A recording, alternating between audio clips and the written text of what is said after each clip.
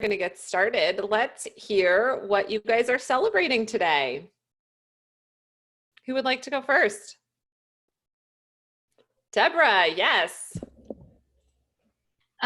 So I took David's advice, pick up the phone, and landed a $7,500 keynote this morning.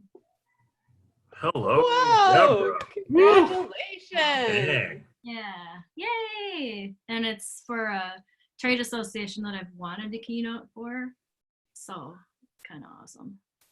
It's great. Oh, congratulations. So give us the tiny bit of background. So did you literally just pick up the phone, or was there any background before that? Yeah, I suppose a little context would be helpful.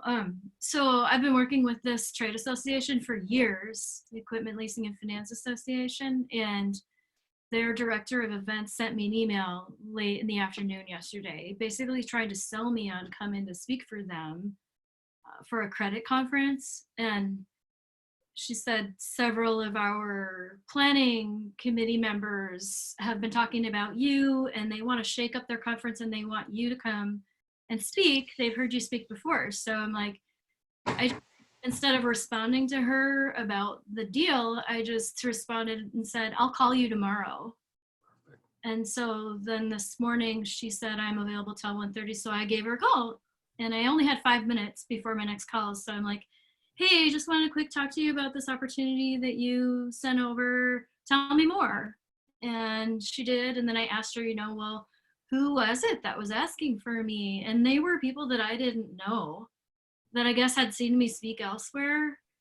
And so that was kind of awesome. And so I just told her I did my my fee is thing from the salt pepper exercise, and she didn't even blink. She's like, okay, should I send my contract over today? She said yes. So done.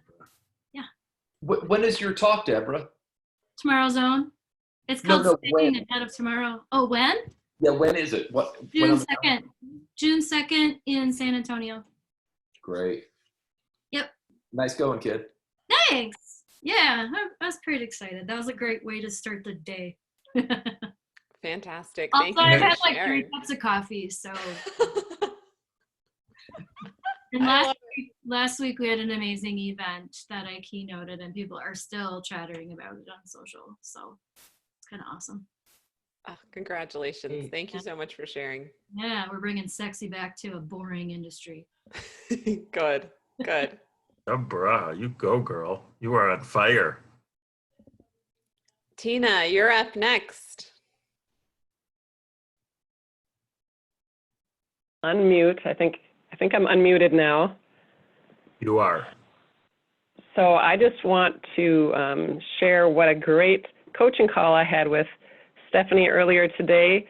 My challenge is really breaking the process into a doable plan.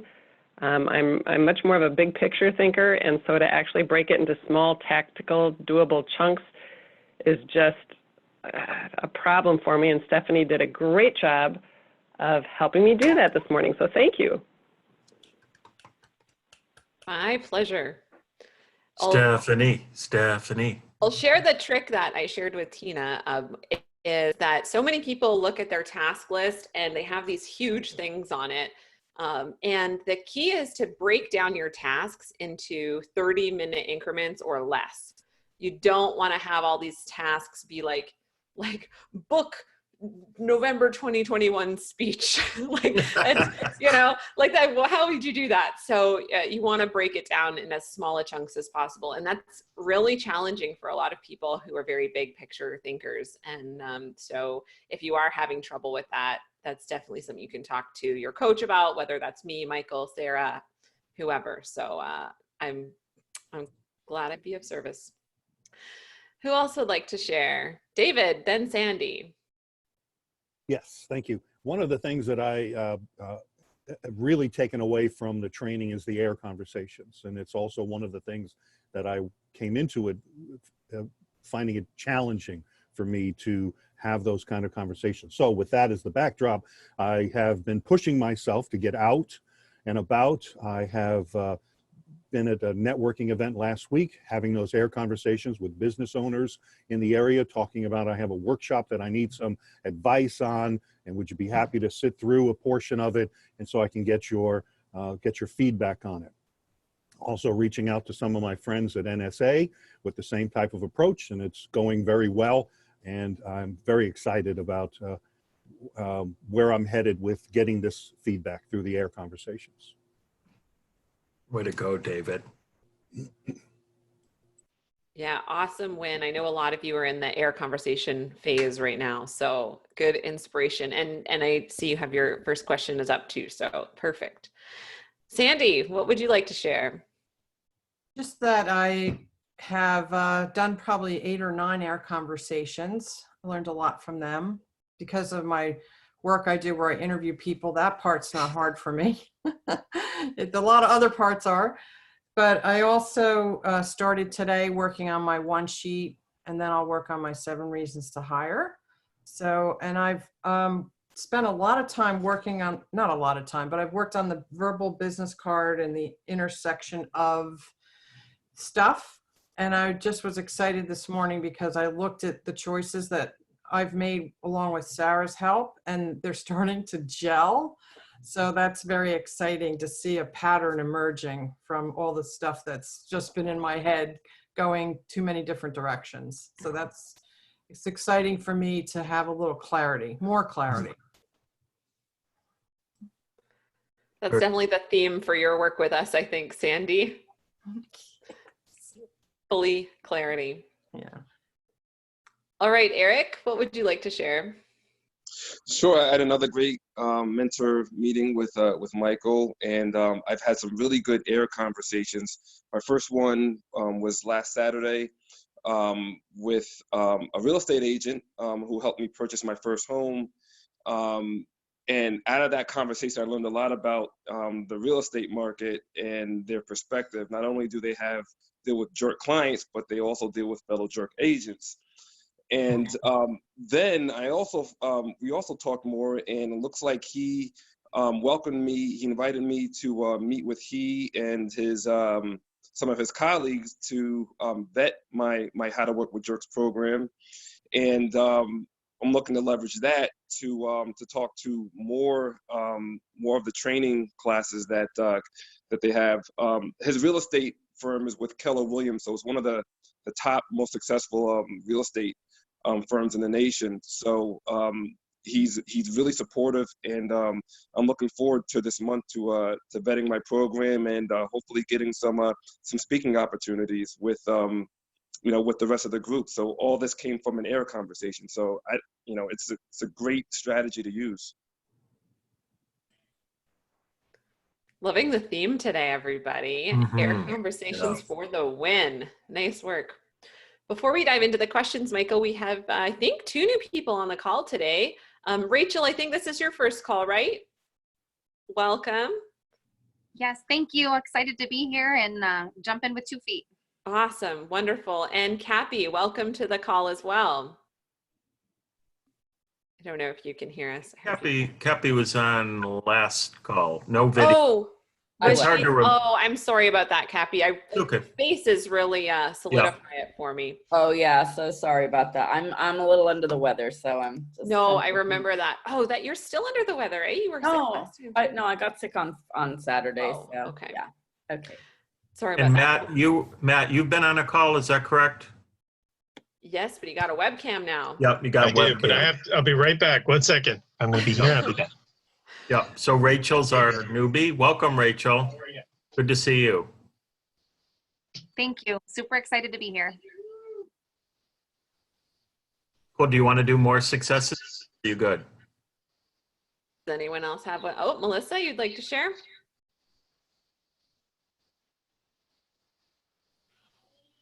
Oh, you're just on mute there. There you go. Better. Okay, a little blurry today too, Melissa. Blurry? Oh, sorry. Wonder if that's just your camera lens or Probably something. just a fingerprint. You can worry about that later. Oh, there you go. That's better. Ah, look at that. I did it. Yeah. Okay. So I'm going to share a win because I'm feeling a little, I don't know, maybe I just not gotten enough sleep, so I need a little encouragement. It's actually been going well, but I think I'm feeling a little, just not discouraged, but scared. Maybe I'm just scared because I haven't made any, like, I don't know, I haven't actually made any money yet. Well, maybe a $300 thing. But I did finish my one sheet. I did finish, or my draft, and I finished my 7 reasons, and I finished my marketing bank, kind of. I think I didn't do it so well, but I did do that, and I've been having a lot of conversations, but I think I realized that I'm not stepping up enough with the air conversation. So maybe that's a win, just realizing that, that I need to do it differently. I'm glad you, Melissa, I'm glad you mentioned that. I had a feeling, so I'm going to just jump in here real quick, if you don't mind. Yeah. Sometimes I just had this feeling a few minutes ago before you even spoke, that sometimes we conduct air conversations almost like to check it off our to-do list. Okay, I did them. And we really want to make sure you're doing them with an outcome in mind. You're really intentional about them. And so it sounds like maybe you've kind of realized that that's something you need to step up on. Is that what you were saying? Well, I've been having a lot of conversations with my target market people, like the actual people that would be absorbing the information, but I realized that I haven't been having those conversations with the buyers. Aha, okay. Because I don't know who they are, and I'm scared. Okay, and what are you scared about? And thank you for admitting it. I just don't know. I feel, I just don't have any experience. I've never, it's that thing, like, you're good at what you do, but you don't know how to sell it. It's kind of, that's where I'm at. Yeah. Yeah. And I don't want to jump in here, but who's your coach? Stephanie, and I'm coming to you. Good. I'm thankful. I really want to just commend you quickly for just having the courage to just admit that. Hey, I'm scared. I'm struggling. I wouldn't be surprised if anybody else ever scared or yeah. So good for you, Melissa. You get all the hands. So definitely I know you'll talk to Stephanie about this. Yeah, but still wins. Yep.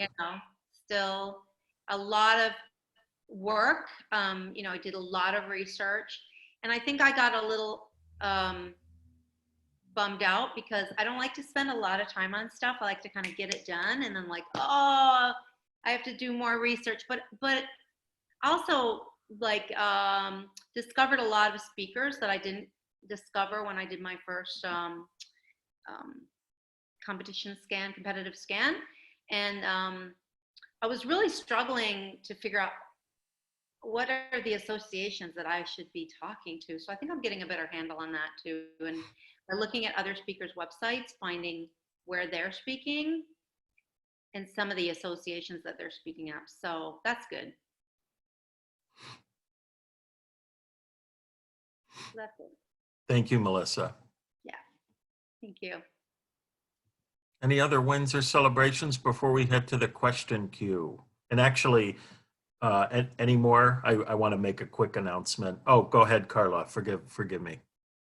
That's okay. It's just, I have been going back and forth over a niche. I'm on my 4th. I know, but I feel like a lot of it has kind of reflected the challenges I'm seeing in the marketplace. So I'm trying to be kind to myself about this, but it's been tough. Going from software to legal, and that got done made a decision on that within less than a week. So now I'm looking at, Stephanie and I talked, because she's my coach, and the exercise she gave me was, well, think about what you enjoy doing.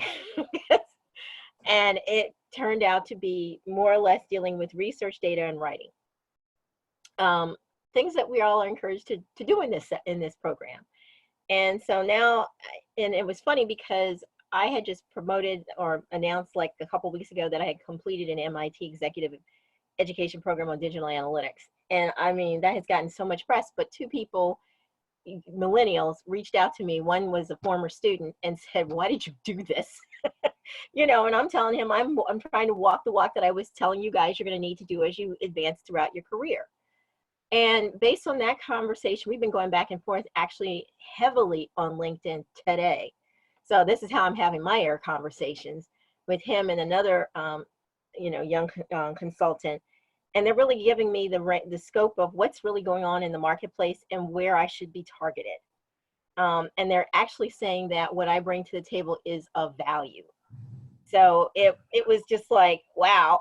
So what it tells me is, even though, you know, I had a recruiter look at my resume last week and he said, well, this doesn't jump off the table. And I'm sitting here like, you know, you go from somebody who doesn't get it to somebody that does get it. It's helping me realize, open the aperture a little bit more. You looking at current positions and current roles is not going to be a fit. Keep pushing out towards the future where the marketplace is going. That is your fit. So it validated what I've known, but it actually gives me a direction of what the problems, beginning to understand what the problems and challenges are and where to focus. So it's a different niche area than I thought I would be looking at. But the journey of having those air conversations and just eliminating things that just aren't going to work from a business model perspective or aren't going to work from a speaking perspective has been helpful. Good job. And your coach is Stephanie, did you say, Carla?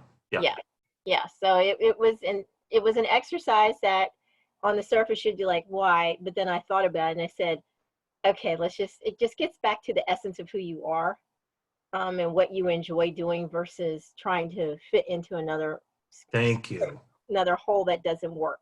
Yeah. Awesome. Yeah. I'm going to quickly just ask, thank you, Carla. Thank you, everybody. I'm going to quickly ask Stephanie. I had a meeting earlier and we noticed some of you are really prolific on Facebook and in the group, in our SPF group. So we just want to make sure, because we do our best to scan and watch the Facebook discussion and chime in where appropriate, but we just want to make sure that if you for sure want feedback from any and all of us, that you tag us. So, you know, if you want Stephanie specific feedback, tag her or me or Sarah or David or all of us, just to help us out so we're not feeling nervous that you might be looking for something from us that we're not seeing. Does that resonate with everybody? And it's okay to post where you're not asking for our feedback, and we might still chime in, but we don't want anybody ever wondering, gee whiz, how come Michael's not getting back to me? Tag us if you want to hear from us for sure. Okay, jumping into the question queue. We'll start with David. Sorry, Sandy, did you have a question about that? Yeah, I just wanted to make sure, because I respond to a lot of people when they're looking for feedback on their verbal business cards and stuff. You want us to do that too, right? You do want us to do that, even though we're not the coaches. Totally. Okay. Mm-hmm. Yeah.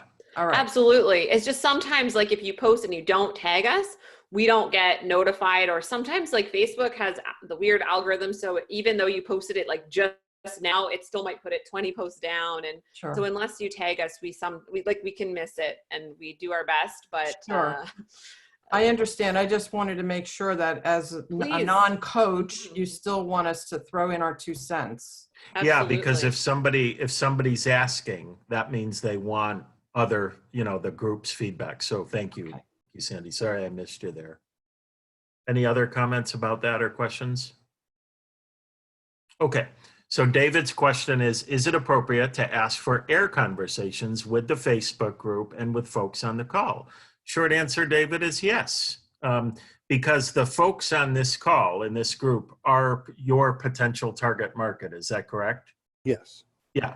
So we just, of course, I know you know this, but I'm saying this for everybody. You don't want to be soliciting business from your colleagues, putting people in an uncomfortable situation, but absolutely. And just everybody know, like, for example, if David posts, hey, if anybody wants to do an air conversation with me, you don't need to feel obligated. David, if you want to ask somebody in particular, feel free to tag them, but sure. And just, just everybody make sure on the receiving end that you're not feeling obligated by any stretch. And when you're putting out feedback to people, you certainly don't want to be soliciting business in the group. And I know you wouldn't do that, but just a reminder. And then lastly, something that people often do, which I think is cool, is you might practice with each other. So perhaps that's of interest to you, David, or not, but you could post, hey, anybody want to do a practice air conversation? I'll do one with you, and then you do one with me. And I think that's a great way to get some good practice done without having to do that with your coach or if you're feeling uncomfortable before you put it out to the quote real world. That's great advice. And also wanted to put myself out there. If anybody wants to use me to practice any air conversations, please feel free. My background is training and development, designing training. I have a great background in needs analysis, and I consider myself to be a good question asker. So please use me. That's awesome. And I bet a good question answerer too. Yes. On your topic. That's great, David. Thank you for asking. Thanks. Okay, Michael, I'm going to get you to do this next one like we talked about. Oh, is this? Yeah. So Lindy's asking, as we should be considering how to present our content virtually during this season of cancellation virus, the coronavirus. These are good questions. We've got a couple of these today. I expect to be doing some coaching on presenting online. Let's discuss and Lindy, is this next sentence right here, let's discuss your favorite backgrounds. Is that what you're planning to present to your people? I'm looking for Lindy. Is that what you mean by this? Let's discuss your favorite backgrounds, virtual, real, etc. I know that will be something I will need to educate some speakers on because it's not something they think about. So even on this call, I know there's at least one virtual background being used, and there's a variety of other backgrounds that are used. So I just wanted to say, what do you as professionals like to see in the background when you're doing a Facebook Live, a webinar, or something very casual one-on-one, because I don't know that they all have to be the same level of professional background. So I just wanted to kind of get that cleared up. Okay, so, and again, forgive me, Lindy, are you asking this group to answer that question right? I am asking you as well as the rest of the group. Okay, so could you ask the question again to the group? When you are watching a webinar that you have paid for, what is the most pleasing background for your speaker? Part 2, does it have to be the same kind of background if you are doing a one-on-one call with a client? And part 3, is it any different if it is a Facebook Live where you just jump in for a Q&A? How do you feel about the backgrounds? Great. Let's hear from 3, maybe 4 people at the most, and then we'll move on. Does anybody And want? you can type in the chat too, guys. So. Anybody want to answer Lindy's question? Go ahead, Melissa.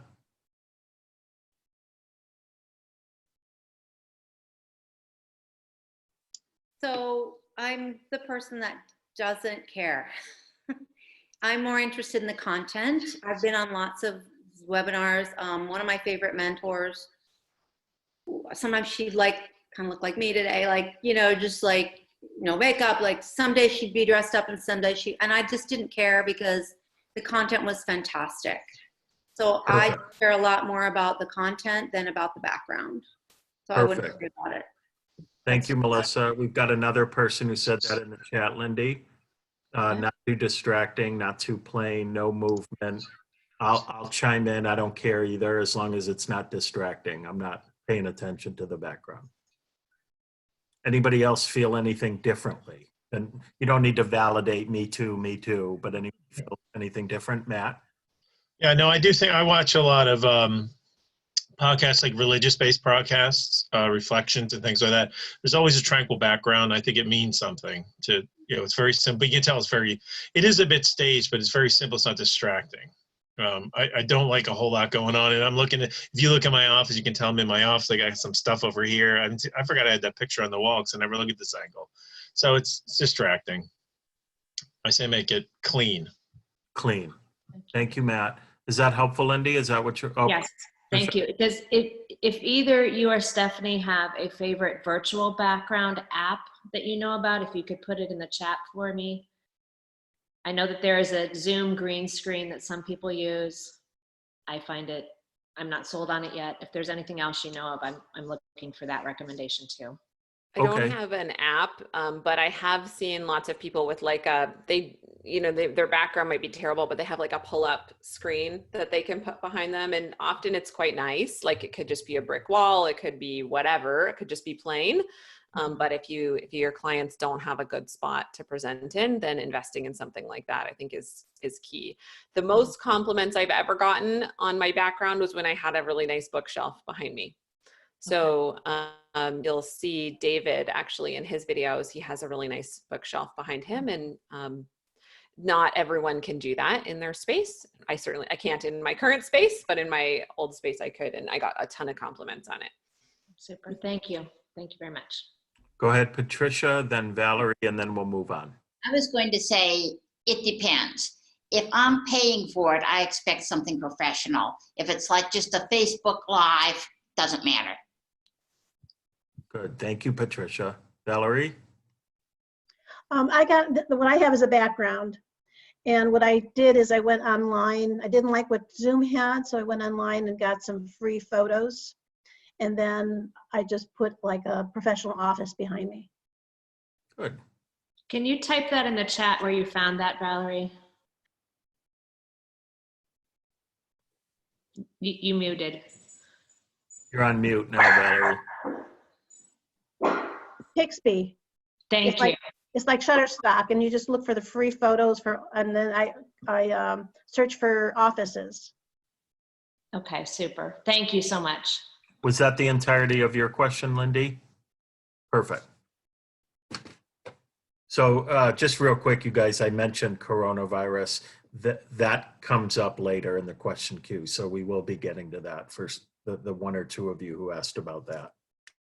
Yeah, I bad. You were going to answer the coronavirus questions, and I didn't realize that was the other one. It looked like this, yeah. Yeah. Okay. Oh shoot. I lost the other question. Alison. Oh, Alison. Okay. Oh, this one is that, I think.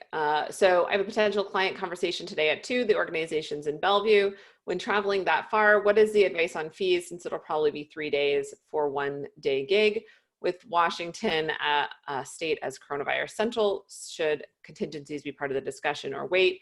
What would be in the contract for canceling and delays? Okay.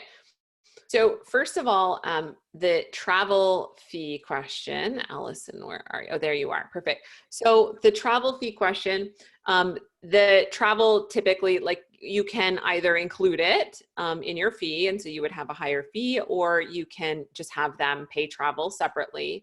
And typically if you have, so there's the day, your fee for the day sort of thing.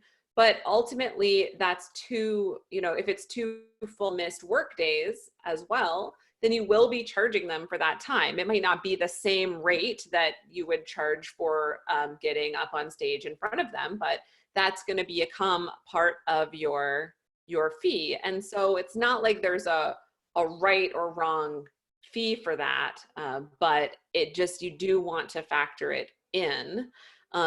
Not that you're necessarily putting it as a line item on your talk fee, but you do want to factor it in to a price that you're happy with for essentially 3 days out of the office.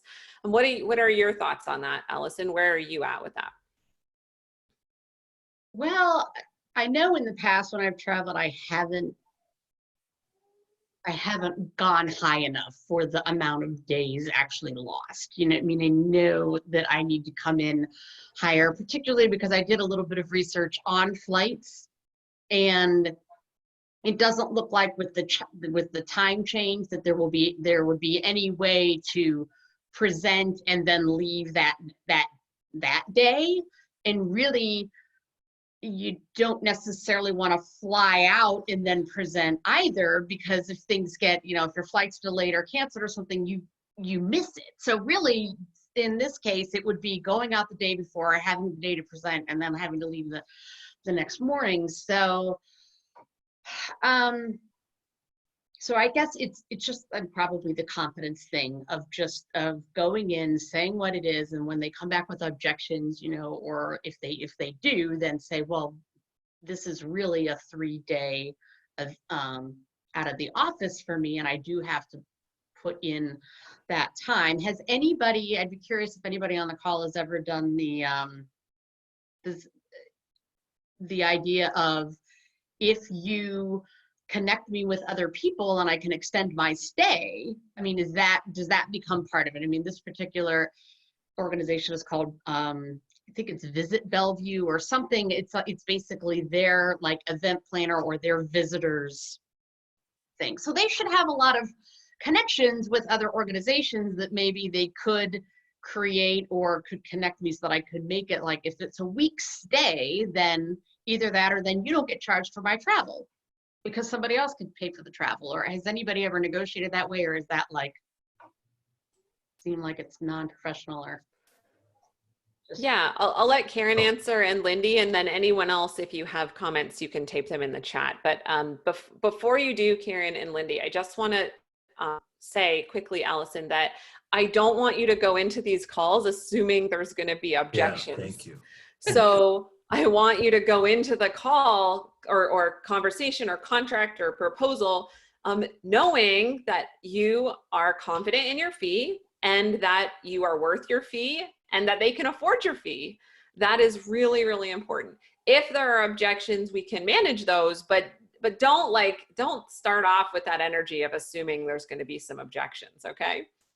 Mm-hmm. All right, Karen, then Lindy.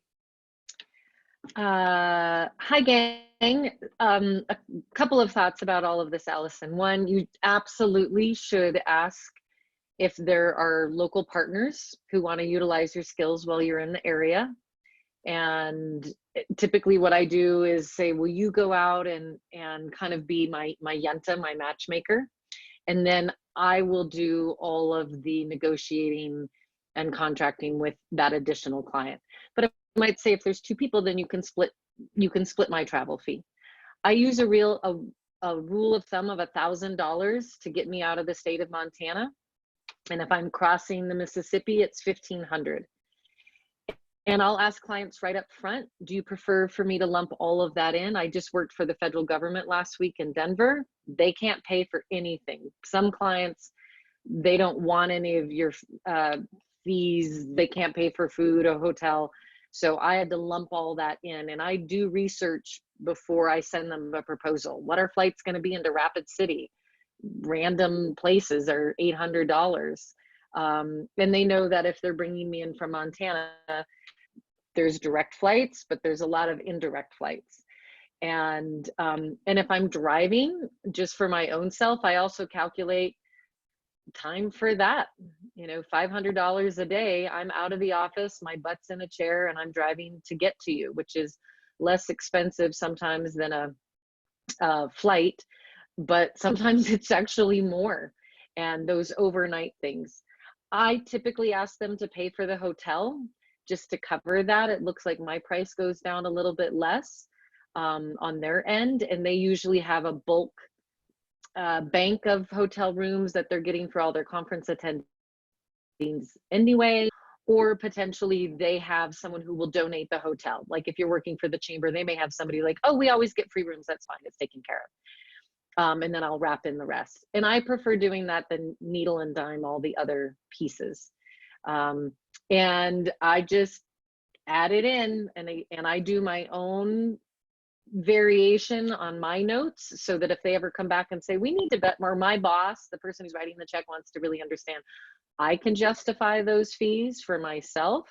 But I keep nudging my fees up, and it's true, people don't often say, oh, wait a second, that's not going to be okay. And I'll have a thought on your contract when we get to that piece as well. And if things get canceled, which is a fair concern right now, but I'll hold on that until we get to that specific. Thank you.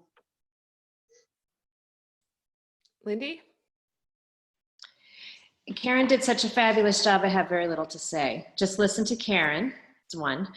And second, at this point in your career, Alison, start setting your boundaries so that you don't have to think about this every time it comes up. How much is it going to cost you to get in the car? How much does it cost you to leave your state? And then you will quickly be able to answer those questions. And you don't have to really think about that. I agree, when I am negotiating for another client with an organization like a chamber, I always will research who else belongs to that chamber that might be a good partner for us. And more often than not, there is an opportunity to do a kind of an elite roundtable the next day or the night before or something like that with senior executives of some other organization that's in the chamber, and they feel all puffed up, and you can then split your all of your fees, frankly, but it allows you to raise your fee a little bit and give you some private time with people who then are going to hire you again. Mm-hmm. Good point. No, I like that idea of the elite roundtable. That's cool. Yeah, and I would suggest using both of those. So Karen's suggestion of having them introduce you to other places, super good. And Lindy's suggestion of you doing your own research as well and seeing what else, and that's a great opening. Hey, I'm gonna be in Montana, or well, Washington, Bellevue, gonna be in Bellevue on these dates. Hey, if you want training, now's the time. It'll be slightly less than if you hired me on your own, you know? So you can use that as a good door opener too. So second part of your question, should you have contingencies as part of the discussion? What would be in the contract for canceling and delays? So, I mean, regardless of coronavirus or earthquakes or whatever, you're probably going to want a cancellation policy in your contract. And Karen, I'm happy to have you jump in. You said you had some thoughts. And again, I worked for years with no contract. So for all of our baby speakers and people growing up, like wherever you are, you're right on schedule. And this might have even been language I picked up from David years ago. And I have a little teeny disclaimer, and I'll put it in the chat box or on the Facebook page, probably on the chat box today. That's force majeure, which is the fancy way of saying any act of God that cancels. And in short, it says in the event the client makes changes to the project or force majeure prevents one or both parties from fulfilling their obligation, I ask for a deposit. So as soon as we sign a contract, I have a 50% deposit that comes to me. Again, some folks can't do that, or they're a nonprofit or the government. Some do, some don't. So you'll just have to ask, but that's always my request. And 95% of the time, 50% comes to me. If we have to cancel for an agreeable reason under that, then that deposit you can utilize up to a year for a similar event. So I just sent a contract to a group, and they've sent me their $4,000 deposit. It's possible this sucker is going to get canceled. And rather than me just saying, oh, well, I'll just say that $4,000 is still in the bank. You have 1 year for us to book this and come back and it will be applied. And then everybody can feel kind of good about that. Mm-hmm. Yeah, I usually do that too, the 50% down. And I did have somebody that came back and was like, we don't know whether this event is going to go. We can't sign you like now, but we could do May for August. Could we change the contract that we'll sign the contract May 1st for August versus, I guess that was like February. And I said, Yeah. you know, and at the time I was like, well, okay. It also helps lumpy income. We all have really lumpy income as speakers, unless you're online, which is part of what I'm trying to fix, is less lumpiness. So I'm getting deposits now for events in the fall, but that helps carry over through my income. And again, if you cancel, you're not just taking your money, you're just saying that deposit will be held and you can apply it within 12 months of the cancellation date.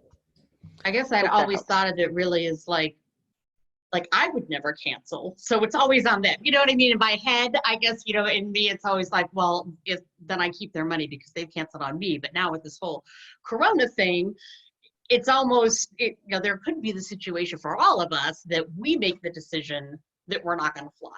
Or, you know, I have a Disney World vacation scheduled at the end of March for spring break already. And I'm like, oh crap. So yeah, so I guess so in your case, it's either side, you know, as far as the Exactly. Mm-hmm. And I never want to cancel, but there's deaths in the families and weather and snowstorms and cancellations of flights. And so it covers both of us. Yeah, so you want to have a cancellation policy, Allison, and if they aren't going to sign your contract because you have a cancellation policy, then you can't hold that rate for them either. You can't hold that date for them either. So the rate can go up and the date can change basically if they won't sign a contract. That's how it is. So does that answer your question? Yeah, I mean, I guess it's, you just kind of do it as you always did and just hope that you don't have to, you know, make any any alterations. But yeah, we just don't know what's going to happen. So. Mm-hmm. And there are a bunch of comments in the chat as well for the last couple questions. So you guys can have a read at that. Okay, Melissa's question is how to sell school districts, if anyone knows, and how to price when starting out with schools. Still confused about requests for proposals versus selling your presentation to these educational buyers. So your market is schools, Melissa, is that correct? You're on mute. Oh, sorry. I know it's taking a little bit longer to unmute today. My market includes school districts and schools and camps and a lot of different kinds of educational settings. Okay. But I have been in my research finding that, for example, there was one gentleman who is in my niche who was, you know, going from school district to school district, and also was going from association to like, you know, the different. That's okay. We want to be careful not to. So just maybe I should have targeted the question more. So your question of how to sell to school districts. Yeah. Assuming that the way to sell to them is different than what we're teaching in the program, or be more specific with your question? Well, yes, because school districts have a certain process. It's a bureaucracy. So I know, like in my school district, for example, I do need to do research on this, but I've tried several times to figure out how to become a vendor in my school district, and it's so difficult to figure it out for me. I don't know. They seem to have requests for proposals for like, not for services. And I know people are vendors. I guess I could just ask somebody that's a vendor in my school district. Yeah, and I think, you know, I don't know what you mean by vendor, particularly like people who sell paper supplies or. Yeah, but then like people who present also are considered vendors in my school district. Okay. Yeah, I was just going to say, I wouldn't assume that in all school districts, vendors and speakers are among the same group. So just be careful. So you admitted, it sounds like you need to do your research. There's two, that's important, obviously, perhaps doing some air conversations with people in the school environment that are in charge of booking speakers. So you might call a couple school districts, find out who is responsible for that, and then reach out to those people. Those are the perfect people to do air conversations with to ask this very question. Does that make sense? Yeah, I was just wondering if there's anybody that has experience. I do. Last night, and she said in her she believes it's like the people in charge of curriculum that I should ask. Yeah, you were cutting out on us there. It sounds like somebody recommend you reach out to the who are in charge of curriculum. Okay, so I want to give you 2 resources. Before I do, does anybody on the call have experience in reaching out to schools or doing work with schools? Yeah. Okay, 2 people. I know Rod, who isn't on the call today, in the Facebook group has. So just FYI, sorry. Okay, so Rod, who's in this group, Stephanie, but not on the call today, did you say? Yeah, I don't see him here today. Okay, and then Melissa, if you would shoot me an email just to remind me, michael@doitmarketing.com. There's 2 gentlemen who only speak to schools that are doing very well over 6 figures, and they'd be 2 good people to do an air conversation with. I'm sure they'll teach you a lot. Thank you. Great guys because they've gone through the program, exactly what your issues are and struggles with, and I think they'll help your learning curve big time. Thank you. That's pretty perfect. Yeah, you're welcome. Was there another part to was this you too? How do you politely ask someone how much they paid? That's a good one. I don't know, other than, hey, can I ask you kind of a delicate, this is the way I would do it. Everybody's different, so I'll just say it quickly and then we'll see what somebody else says. You might ask, you're talking about asking another speaker, is that correct?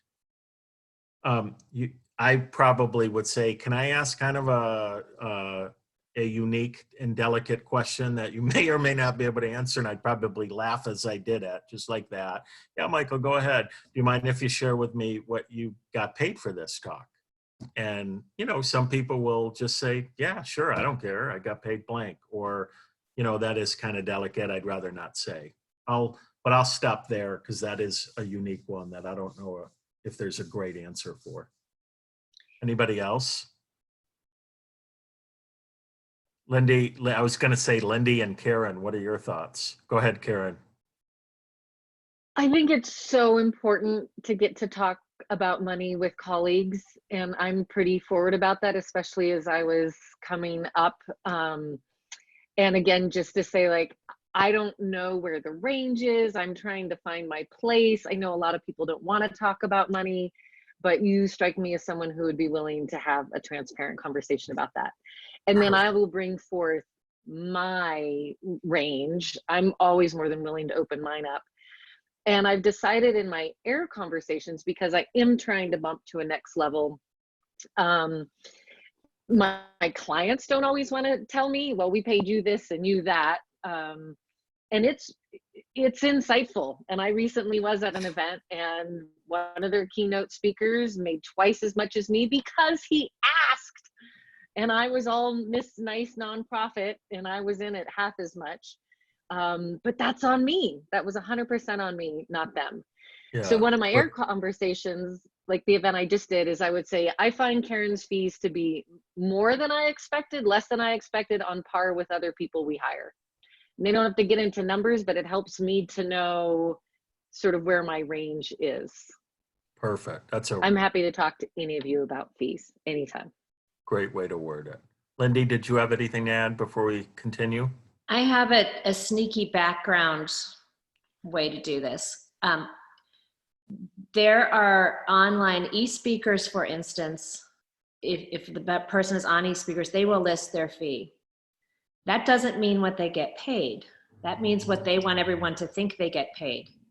So you can look up their fee and you see that it says 10 to 20,000. And then you can approach that speaker if you are friendly, just the way you say, Michael, just the way you say, Karen. And let's find out. Don't say, I know what you've listed. Say, what do you typically receive for a speaking gig with travel, without travel? Because I'm trying to figure out what the marketplace is paying right now. You Perfect. Take yourself out of it. Not, I'm trying to figure out what my fee is, because then now we've invited ego into the conversation. What is the marketplace paying and what are you getting? now you also discover that what they've listed on eSpeakers and what they're getting may be the same, or it may be vastly different. Thank you. That's great. Done. Thank you, Lindy. Thank you, Karen. Thank you, Melissa, for the great questions. Thank you. I'm going to jump ahead to Karen's question because I'm not sure if Deborah's coming back. I think she said she might be. So just in case she pops back, we'll do Karen's first. So pros and cons of listing your previous client list on your website, complete versus partial. So, I mean, Karen, just are some cons coming to your mind? Because generally, I mean, it's reasonably pro to put testimonials, past clients, that sort of thing on your website. Is there a fear that you have behind this? So I've been doing my competitors scan, and once you hit a certain level, you just get like 10 logos, and it's Pepsi and AT&T, and it's not Rotary 406 and women's business. And like, I have a pretty epic list and industry. And again, as I'm relaunching the website, I'm really like, I think there's a fine line between everyone and their dog, and it can look amateur, to here's the Big 10. I don't even need to tell you the other 100 that stand behind it. So that's where I'm wondering on perception and the message that I'm sending out. Mm-hmm. Well, kind of seems to me that you just answered your question, in the sense that if your perception is that you don't want everybody's dog on your website, then I think that's fair. And I'm expecting at this point in your career, you have some pretty great top 10 sort of things, and I would put those in. That said, I wouldn't like shy away from, if you have some really great testimonials, regardless of where they're from, if they're powerful testimonials, I would have them. Either throughout your website or wherever makes sense, because sometimes you don't get great testimonials from Pepsi and whatever, right? Like if you have some people who are being really great and helpful in their testimonials, I would use those. And the other time that I would use a company that doesn't necessarily have to be like a top 10 or something is if you have a good case study. So if you can put together a case study that's like good before, after data, and like a longer form kind of testimonial or sample or something like that, I would definitely use those when you have them. So I don't think it has to only be those glossy top 10, and I don't think it has to be a complete list either.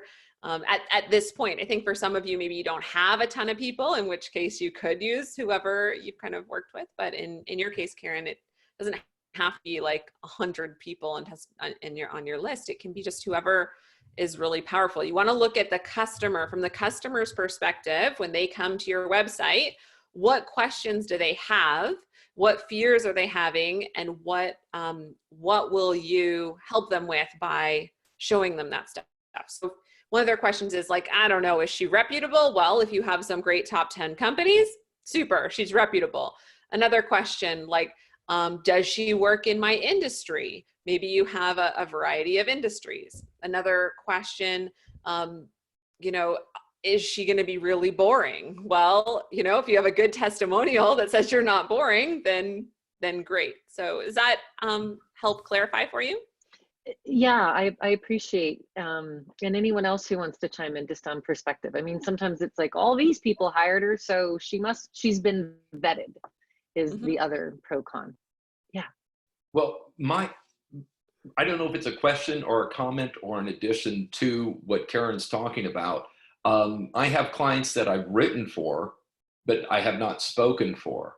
And I have people who have given me testimonials on things that aren't related to my talk. And I talked about this a couple of weeks ago. So how do you mix them in? I've been trusted by Harley Davidson, AOL, Frommer's Traveled, all, newspapers, but it's not in the speaking context. So can you mix clients who have trusted you before in another field, or is this can we only use clients who have endorsed us as far as speaking goes?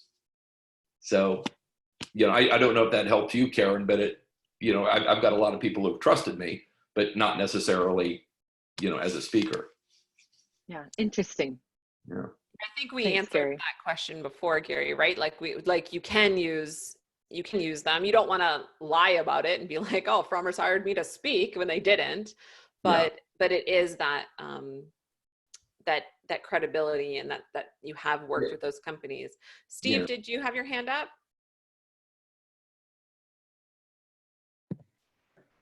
I was just going to say what you said. I mean, I think if we don't say we spoke for these companies, but they trust Gary, and Gary did a great job for them, so that talks about Gary's character, and I think it builds that they can trust him in this situation too. So that's all I had. And Karen, you said you've got like hundreds of these clients that you've worked with. Yeah. It's 20 years. Oh.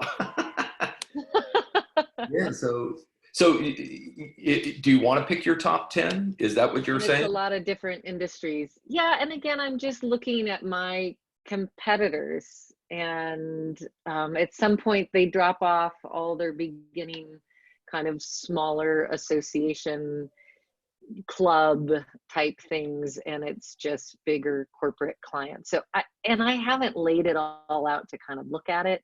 And I do like this question from Valerie too about using logos. So if anybody knows about that as well.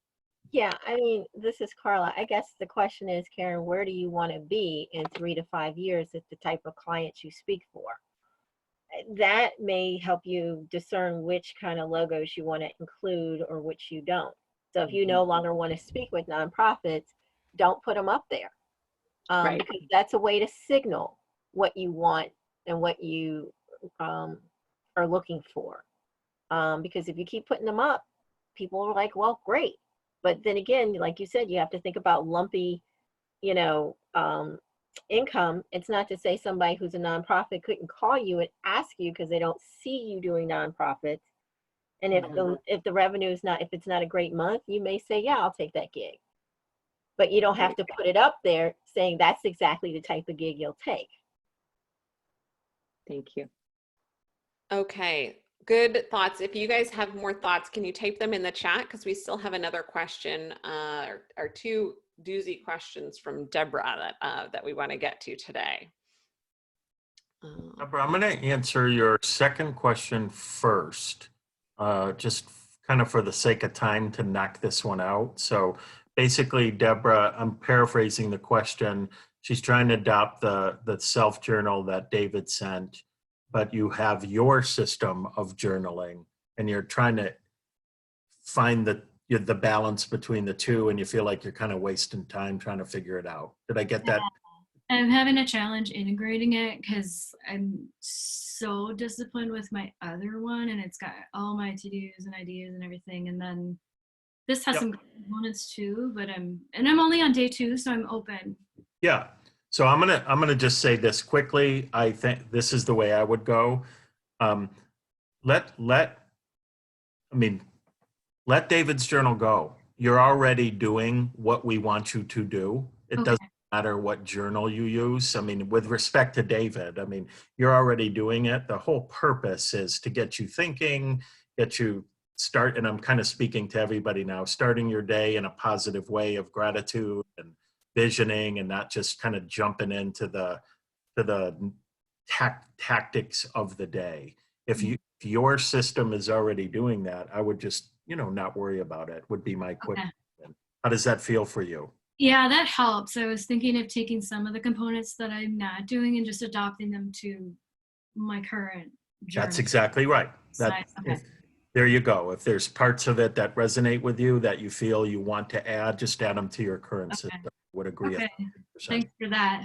You're welcome. So yeah, sometimes we just need quote permission, right? Yeah. I would not let that bring you down. I'm trying to be a good student of the process. So. Correct. And you are. Yeah, you are a great student when you said you got a $7,500 gig today. That's more important than how you're feeling. I'm all about implementation. Good. So you're already doing it. Okay. First part of the question. I need to quickly pivot my in-person 2-day strategic workshop and Tomorrow's Own Future workshop to a digital delivery mode, given the coronavirus craziness.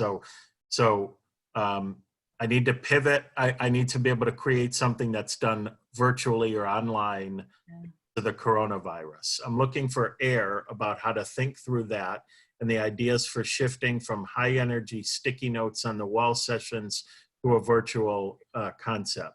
So, yeah, I feel like I need to be able to offer that option because I already have a client engagement that's at risk. I'll find out later today if they're going to go through with it, but there's a chance they won't because of a travel ban. yeah. And I don't see that stopping soon, although I believe it'll be temporary. Yep. So a couple things here. First of all, we're going to ask David to do a video for all of us because of the coronavirus. This is a very real thing that's going to affect our businesses. So good for you for asking Deborah. So David will be creating that and posting it. Number two, I think it's great that you've already begun to think about how can I deliver an online talk. We think that's important for all of you, whether we had the coronavirus or not. Let's face it, you can be delivering quote talks via webinar or via Zoom like this for groups all across the world where you don't have to travel. And the fact that the coronavirus is making it even more prevalent now. So good for you. Addressing the air, are you looking to speak? Was that your way of saying you'd like to visit with some folks on the call one-on-one to get some feedback and strategy about this? Is that what we're understanding? Yeah, just, tapping into the brain trust here, advice, insights, recommendations on how to think about that pivot. And if anybody has experience doing that already, what is the quickest path to be able to offer? Great. So let's quickly open it up to the room. First of all, if there's anybody who would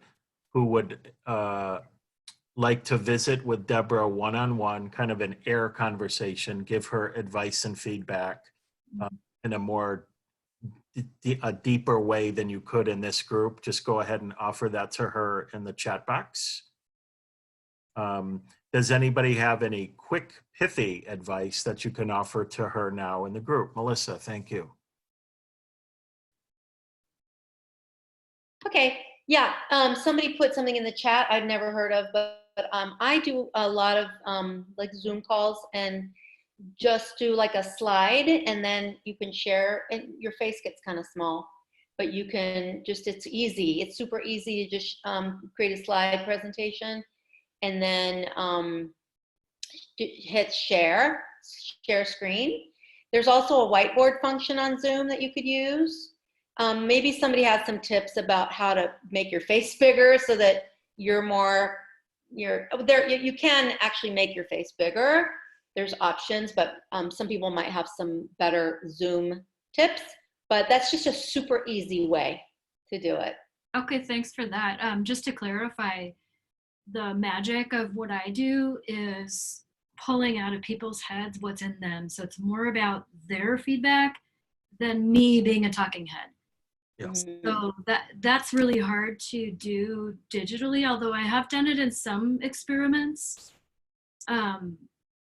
It's the real-time interaction that I'm trying to solve for beyond just, but yeah, Zoom is a great tool for that. So I'll check out the whiteboard for sure. Yeah. Yeah, that would be my Deborah, how big would would an audience be? The max is 18, ideal is 6 to 12. Oh, great. Usually we'll fill a ballroom's walls with visuals by the time we're done. So we know the forces of change, the threats, the trends, the technology situation today, their business process and customer experience, their org design, and their roadmap for the future.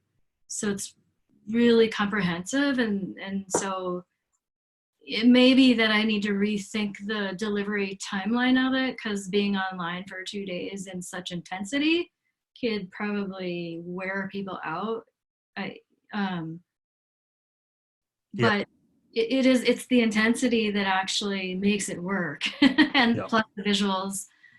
So yeah, it's a tricky one, but I don't think it's impossible. Yeah, Can I good. just say that people love, love, love whiteboard videos and presentations. They love it online. Do you mean like drawing on my own whiteboard, that kind Yeah. of thing? Or, okay. They love it. I think. Yeah, I think that's a possibility. Yeah. Good. The So, thing is, I facilitate their creation of the visual. Just invest in a really good webcam. Yeah, okay. That can zoom in, like that you'll be able to see if you are gonna write on stuff behind you. Okay. And make sure that your sound and everything is good. You don't want any distractions out. Okay. Yeah, and I would also say that you can have them share from Zoom also. Like you could give them a whiteboard or something. Like there's a whiteboard function in Zoom. Okay. I don't know how easy it would be, but just know that that's an option. Okay. Yeah. I like your overall attitude, Deborah. It might be different, but you feel confident that it could work. And I agree with you 1,000%. I think you're going to definitely need to make some alterations, and with the right attitude, just remember, they don't know. Yeah. The audience doesn't know what it would have been like if it were to have been live. You just the best for you, and it will be the best for them. Yeah. All right. Yep. Good question. Not impossible till we prove it. So. Okay, All I right. think there was another There's a last question here from Carla. How do you overcome imposter syndrome when you're pushing into a new area? This feels a bit scary considering where I have been focused. So super good question. Who's had imposter syndrome? All of us. Yeah, super. In case, I assume you guys all know what imposter syndrome means, right? Fear of kind of not being enough, not being good enough, not knowing enough in this particular field, industry, topic, whatever it is. And so a couple things. I mean, I don't want to discount the fact that sometimes, and Carla, I don't think this is maybe true for you, but it could be, so I'm going to say it anyways. Sometimes you should have imposter syndrome. Like you shouldn't walk into a room and have no idea what you're talking about at all.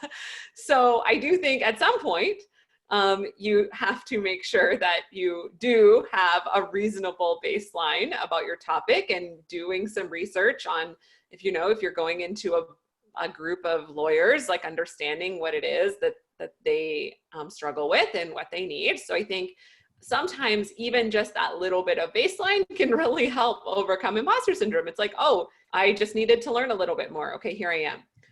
But for like probably 80% of the time, it's that you're in your head, like you do know enough, and you're really questioning what you know. And so a couple things. First of all, you don't have to know everything. You just have to know more than the people you're working with. First of all, is something you can tell yourself a lot. The second thing is you don't want to be afraid. Not obviously you don't want to walk in and not know anything, like I said before, but sometimes people are going to trip you up. Like sometimes you guys ask us questions that we don't know the answers to. And so we tell you, we find out answers, we ask the rest of the crowd, or Michael and I will kind of go back and forth, or we'll ask David. Like I think it's okay to tap into just say something like, hey, I'm going to go find out. Like, hey, I'll get back to you and I'll find that out. Sometimes it's over a break. Like if you're doing a talk for the day, someone asks a great question, you're like, hey, I know where to find that answer. Let me get back to you after the break.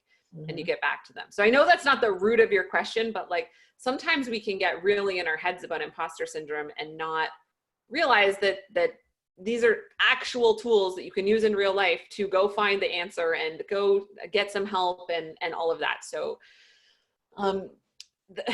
the root of imposter syndrome sometimes, Carla, though, comes from a comparison, a lot of comparison, right? And a lot of perfectionism. And I think those are kind of the roots of your question. So comparison is dangerous. Comparison can be really dangerous. You especially because in this course, we have you doing research, we have you doing air conversations, we are putting you in situations where you're going to be exposed to people who sometimes know more than you, or sometimes know things different from you. And frankly, there's not really an answer for that. It just is what it is. And so, yeah, you just kind of have to start being okay with that. Yeah, Gary? Yeah, I was just going to suggest a couple of years ago, I ran for a state office. I'd never run for office before, so I felt like the biggest imposter out there. But I mean, I knew my stuff, but I would also learn, people wanted to know about water quality and conservation. They wanted to know about teacher salaries and education. They wanted to know about retirement and Medicare and Medicaid and all this stuff. So I was speaking to a lot of different groups. And so I would learn a little amount about each group. And then I felt confident because they always tended to ask the same questions, and you might get that in the group that you talk to. Okay. Just learn their nomenclature, some of the key issues they want to talk about, and you can go in there feeling confident. Okay. And it's heart pounding at first, but you get used to it. Yes, Michael. Got kind of a funny but real answer. Therapy. I mean, truly, I've been seeing a therapist for years. It's awesome, and it helps. I mean, I think we need, we see on TV and the news, we need to all be doing a better job about promoting mental health, and it's okay to have imposter syndrome and feel less than, and sometimes just talking to somebody and realizing you're not the only one is of big help. Rachel, and then anyone else want to type in the chat any tips that you have for Carla? I'm really excited that this question got asked today because I'm in the throes of working through it myself. Michael, that answer was dead on. And I actually started with a new therapist about a month ago because I know that I'm going to be working into getting speaking gigs, and I'm just in the throes of who do I think I am. But I've been here before and have overcome them in the past as a health and wellness coach. I look back at photos of when I started that, and I was depressed and overweight and all the things. But I knew more than the people that were trusting me to help them, and we've gone on this journey together. And I look back at that now and go, I'm so glad that I did not talk myself out of this at that point in time. But all that to say, when you're going through the course modules, spending some time in that self-limiting beliefs sections, one of the biggest things I remember going through this when I started coaching, David's statement on you are competing with fakes who have done nothing other than conquer their self-limiting beliefs faster than you. I take my job very seriously as far as we're talking about your health. If I make poor nutrition recommendations and you get sick, I've worked with coaches that have put people in the hospital because they were selling them a supplement instead of making a recommendation based on their wellness. It's a very low threshold to get into it, but the stakes are high for our recommendations on how they affect everyone. One of the things that I did in therapy, I am a woman of faith. If you're not, that's okay. I still love you anyway. But the exercises that I worked through was a very empowering line that I could always reframe my thinking with.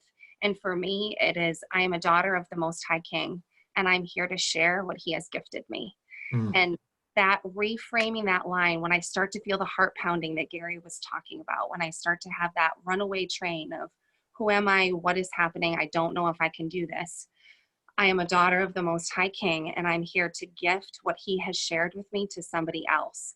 And it brings me back to the research that I've done, everything that Stephanie's talking about pulling in what you do know, that Gary's talking about, on really being clear on what their problem is and how you're able to solve it. And if you can't solve it, that you have the hunger and the drive to get to the resource and connect them in a way that will solve it for them. That exercise of taking some time, get in a quiet space, take some time, really start to strip those layers of that onion at who are you at your core that makes you the perfect person qualified to solve their problem. And it gives you some weapons to combat that imposter syndrome with. Well, That's thank awesome. you, Rachel. Well said. I wrote that down. So I am the daughter of the Most High King. Is that how you word it? Yes. Yeah, good. I changed it to sun, but.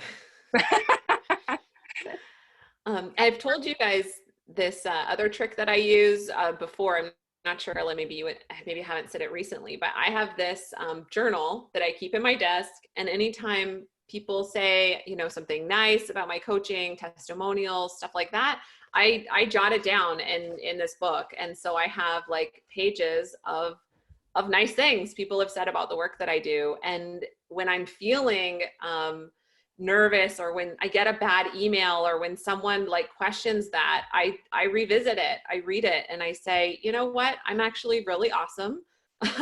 That what this person said, or what's happening right now, is just one instance, and I have a lot of other proof that that what I do matters. And I think that I call it a praise journal. I don't remember where I heard of it, but I've been coaching about it for years and years, and people do it, and I really find it helps. So okay. No, that helps a lot. I know I'm a perfectionist. I'm in therapy. I know that I'm a perfectionist. That part I totally got. Good. So Yeah. now it's just trying to get past it, and just because now for me this is jumping into an area that, you know, I can pick up stuff pretty fast. It's just, you know, getting comfortable with, you know, that this is the new space we're entering, and let's just go for it. Yeah. Awesome. All right. Last thing from Steve. I was just going to ask, it really, isn't it a situation that puts our audiences at ease, because they're struggling, they have all these problems too, and for us to try to get up there and talk about the fact that we don't have problems and try to convince them that, hey, we've got it all figured out, don't we lose credibility at that point? So being open and honest with our issues help. Yep, people love authenticity. They don't love drama though. That is true. So it's one thing. Yep. Patricia says this. Patricia, you've said it so many times, it's in my mind now. The what is it? I am even perfect people make mistakes. Or, oh, what is it? I thought it was in my mind, and I've been saying it. Hey, I am human. To be human, I have to make mistakes, because only humans make mistakes. So to be a perfect human, I have to make mistakes. Exactly. Love that. Perfect. Okay. I think, oh, go ahead, Michael. Sorry, Steph. I just noticed Ari said, sorry, I'm late. I have this question. The short answer, Ari, is pretty much what we always say. So if you get an email from a potential speakers bureau saying, I'd like to propose you to some of our clients, please send me your keynote fee requirements, get them on the phone. Just thank you very much. So glad you're interested. Let's set up a phone conversation to discuss this. The fact that they're asking you to do it via email could be a sign that they're not legitimate, frankly. Doesn't mean that for sure, but regardless, get them on the phone.